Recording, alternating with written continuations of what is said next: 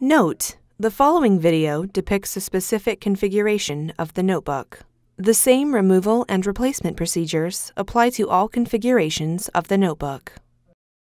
Before you begin, remove the battery, optical drive, base enclosure, wireless module, fan, heatsink, left speaker,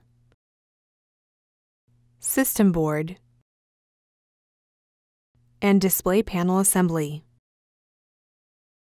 Removal. Remove the power connector from the retention tabs on the top cover and remove. Replacement. Place the power connector under the retention tabs on the top cover.